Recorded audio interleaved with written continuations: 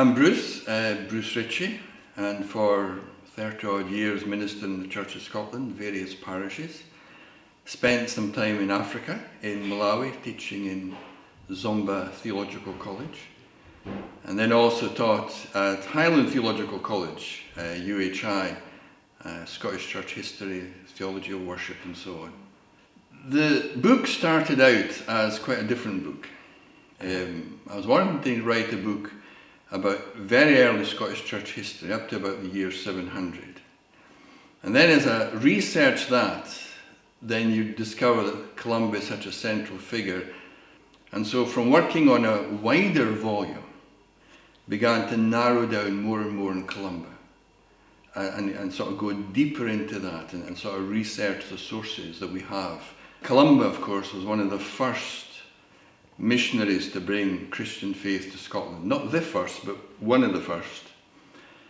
And I wanted to know, what did these early men actually believe? You know, what message did they put over? Not just the facts of what they did and who they encountered, but what was it that actually drove their thinking and sort of drove their faith? Columba was a man who was really driven, and he was driven by certain factors, one of which was a tremendous awareness that he was in a world which was under the authority or under the apparent authority of the demonic.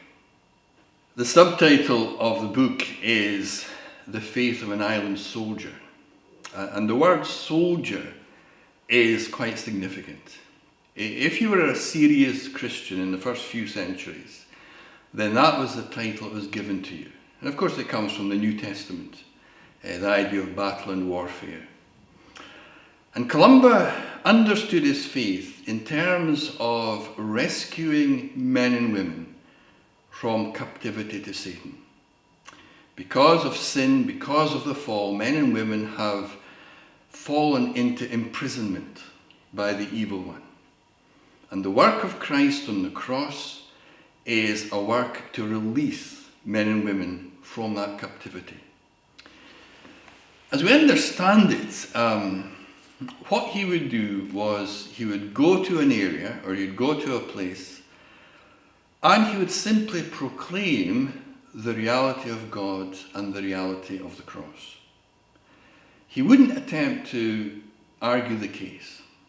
But because he saw evangelism in terms of spiritual warfare, he believed that when he announced who the true God was, Father, Son, and Holy Spirit, and when he announced that Christ had overcome evil on the cross, then that announcement itself was enough to begin to break the power of evil over a community or over an individual.